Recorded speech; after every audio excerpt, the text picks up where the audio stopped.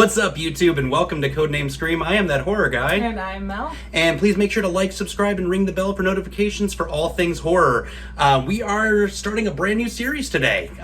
We talked about it briefly last week at the tail end of our Halloween series, which, if none of you have watched that, please go back and take a look at that and come join us to this point.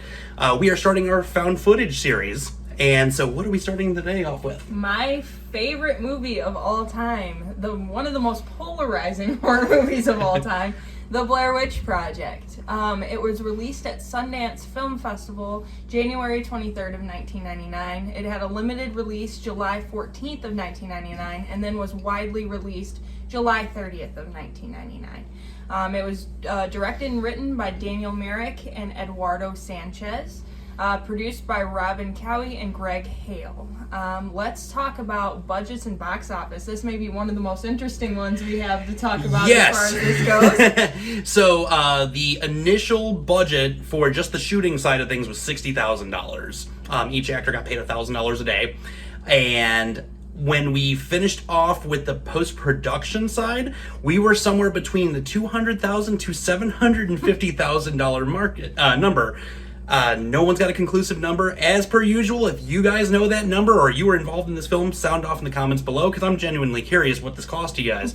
But when it went to the box office side of things, it brought in $258.6 million. So huge money being made regardless. And if you were to adjust that for inflation for 2021, we're at $411.1 million. Not bad at all for a independent film at Sundance. That's crazy. I when I saw that, I looked online and I had to look at several different sites to confirm that, because I was like, there's no way. No, I read like 5 or 6 different sites trying to make sure. I'm like, this, no. Yep.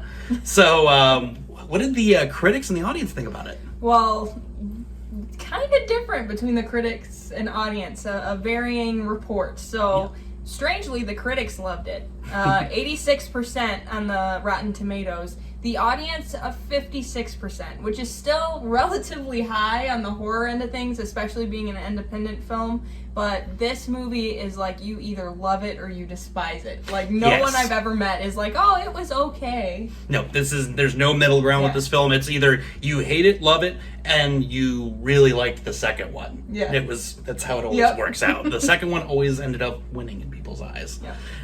And this one also is the highest we'll have reviewed to date. With that being said, so pretty crazy. And also on the box office side of things, they actually hold a Guinness Book of World Records for budget to box office ratio. Yep. So for every dollar that they spent, they made $10,931. Not a bad payday. No, not at all. It's also ranked number 37 in the most successful horror films of all time. So we're gonna just kind of chat about this one real quick. There's not a lot going on here. If you've seen this, you understand. If you haven't seen it, well, you're gonna have to go watch it, because I'm just gonna give you a condensed version. There's not a lot going on here. There was a lot more fun going on behind the scenes leading up to this film, which made it successful and made it more enjoyable.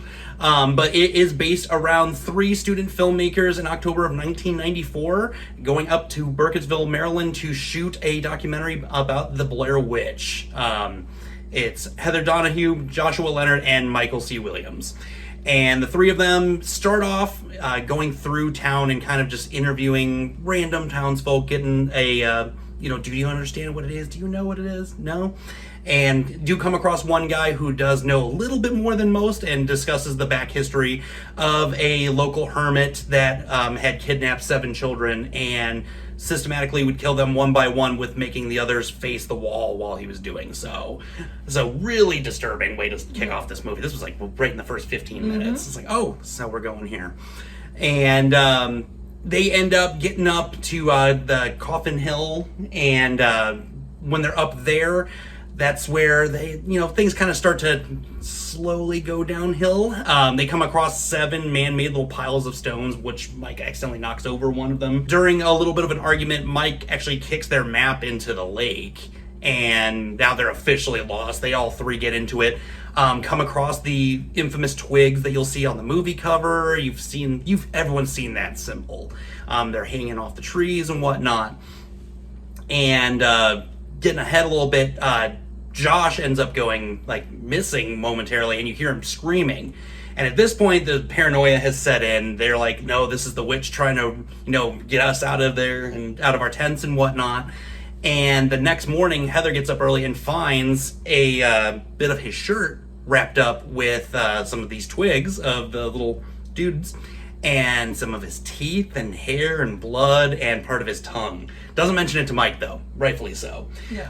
But the infamous movie cover where you see just the eyes, that's actually the next following scene where Heather's taking full responsibility for everything that's happened, apologizing to the families, apologizing to her parents, just bawling.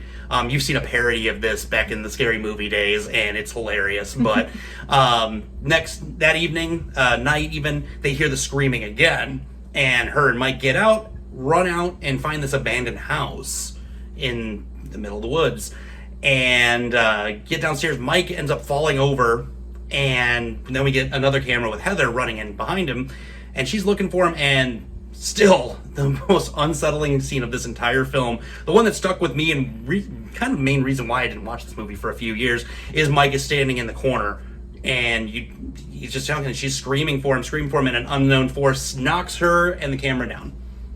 And just seeing him in that corner stuck with me for so many years. The rest of the film's not really that scary. That scene is terrifying, though. And the thing that's scary about it, too, is like when that guy was talking about how they have to stand in the corner and while the other one's being murdered. Yeah. Like, you don't really think about it throughout the rest of the film. Nope. Like, you remember it, but it's not like something you don't think it's that important to the film. No. Until that last end scene, and you're like, oh my god. Yeah, and that's what really just drives it home with this. Yep. So, as I said, real brief footnotes on this one, guys. There's not a lot going on. It's 3 people with a camera. But at the end of the day, what went into making this film is what really made it awesome. Yes. So what do we got for some fun facts? I'm going to try to keep it kind of in order of what happened, and starting with the auditions. The audition process was rather intense. Yes. So the directors, they not only wanted good actors, but they wanted good improvisers. So when they went to the audition, they were asked by the directors to they were given a prompt. So the prompt was, you just served 10 years of a 25-year prison sentence. Tell us why you should be released. And if they took too much time, they hesitated, their audition was over. So the reason that Heather landed the role that she did is because she looked them dead in the eyes and said, I shouldn't be. And then that got her the role. So the start of the film, from the beginning, it took only 8 days to shoot. But it took 8 months to edit. Yeah, over 20 hours of footage. Oh, yep, over 20 hours of footage. So when the film was being advertised, the thing that unsettled a lot of people is it was advertised as these people being missing or dead. A lot of people believed that even after the film was released, that this was a true, real documentary, and these people were real people that were dead or missing.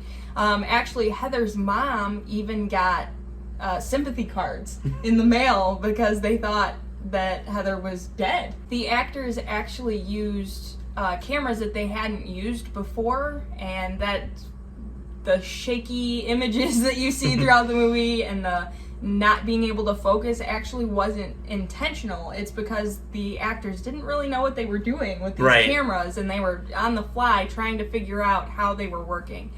The actors were given a 35-page outline. Almost none of this movie was scripted. Yep. They were given an outline about. They thought they were shooting kind of a real documentary. They knew the documentary would be fake and what was happening to them wouldn't be real, but they thought the myth was real. Right. And up until after the movie was released, they didn't realize till after the film was done, released at Sundance, that's when they found out that the myth was actually fake. Mm-hmm. So they were in the woods this whole time thinking that, they're making a faux documentary, but that the Blair Witch might actually come after them as they were running through the woods. It's effective filmmaking. Mm-hmm. The directors relied a lot on genuine reactions from the cast, so they weren't told what they were going to be doing or what would happen to them.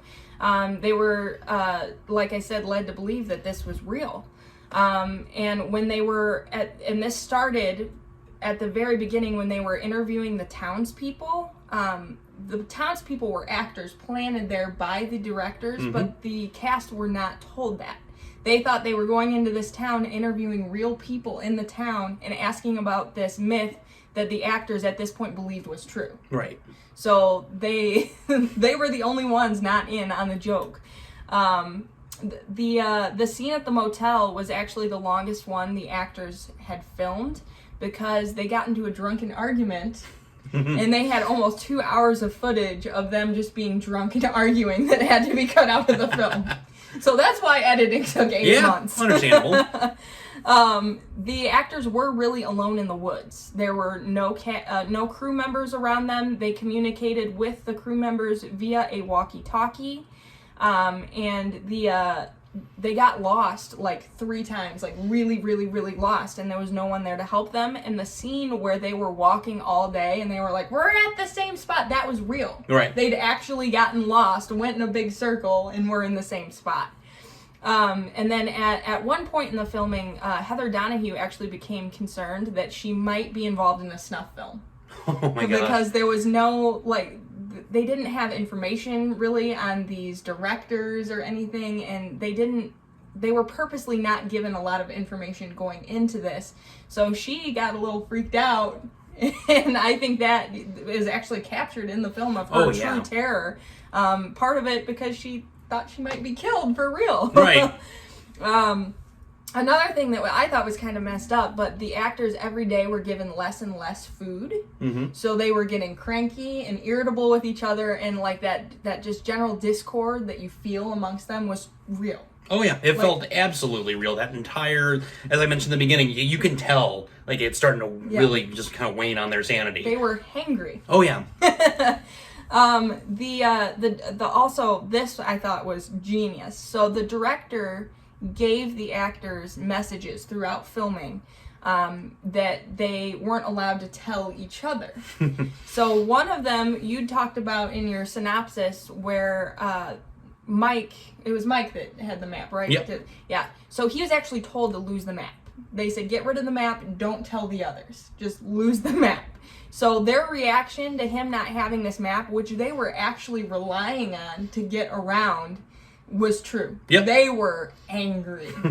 And it was all part of the big director's plan. And it reminds me of like when you watch reality TV, how they'll tell one person one thing just to cause discord amongst the... That's probably where they got it. And it's very, very similar to that, but all of these reactions are real. And watching this again after knowing this, like I just found this out doing research into this movie, it brings a whole new light to the film. Oh yeah. And it's crazy to watch the intensity and the anger and the fear and knowing that that's all real and they're really feeling this because they thought they were shooting something real. Right. The crackling sounds that you hear in the woods, the people working on the film were running up to the campsite and they were breaking sticks and they were throwing sticks in directions. Again, unbeknownst to the actors who thought there was someone literally terrorizing their campground. About 45 minutes into the movie, when you see the tent shaking and that whole thing, that was actually the directors coming up in the middle of the night, shaking their tent and just terrifying them. Oh, man.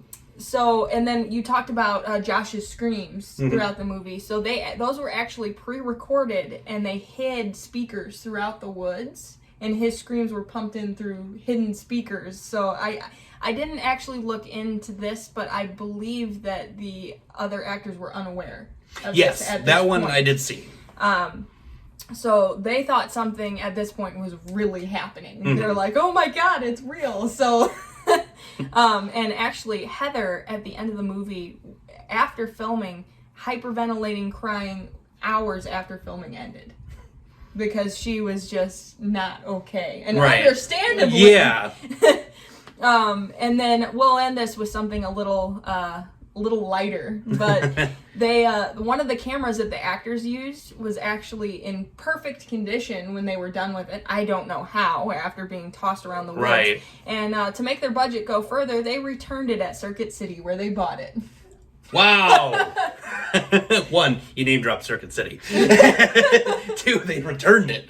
Return policy is pretty garbage there. Apparently, that explains a little bit more. Right. Like I said, my favorite horror movie of all time. I never get sick of watching this. And now knowing all of this information about the actors and knowing their real reactions, it just makes me love it so much more. Well, there you go. But now I'm curious. So you said that's your favorite film, and it was even before all this. Why is it your favorite film now? Out of the whole plethora of genre. I think it's because it felt real. And when you're watching a movie that is filmed on expensive cameras and every line is written, it's kind of hard to suspend disbelief at some point, because like you're always able to tell yourself, oh, it's just a movie, you know, it's okay, it's just a movie. But this movie made it so much harder to do that because it felt so real, and it was one of the first of like the mainstream found footage movies. And I just love the lore behind it, and how so many people when this came out thought this was real. Right. Like, I love that. And I think all of that combined, it was just a really well-made movie to be such a bad-looking movie. Right. It's pretty terrible. So, what did you think of it? So for me, I will say, this is how found footage should be done. Because I did know quite a bit of the back history about the film. I did not like it at first. I genuinely did not enjoy this film for many years. Until recently when we had to do this. I have a little bit more appreciation for it. Besides that, because I've always said that's how you do a film. Like, that's how the found footage film should be, because it did feel real. But my problem was I was really bored. Okay. I was really bored through it. The ending sticks with me. It's really genuinely scary. But I really found the back history of the film to be more entertaining than the actual film itself. Is this the first found footage film you've seen? Was it the first one you watched? That was not, actually. Okay. My first was Cannibal Holocaust. Okay. So, when you compare it to that, you know, there was some reality to that, too. Yeah. This one felt real from start to finish, which I appreciate. But what really ruined it for me, and I always tell people, is Entertainment Weekly did a run of the film and just, was like, oh, Blair Witch Project, well, and it had the actors on it. I saw this right before I saw it the first time, and I'm like, well, they're not gone. Well, you know what's crazy is a lot of people that still believe this was true thought that was just a scheme, you know, to get people to see the movie still, even though these actors are probably dead and missing. They're like, they don't want the people that believed it to be true to not watch the movie. Right. So the thing I did like about the back history was they went when they were just doing little screenings of scenes at other film festivals, like the Florida film festivals. They were handing out the flyers and getting people involved before they actually got a full screening at the Sundance.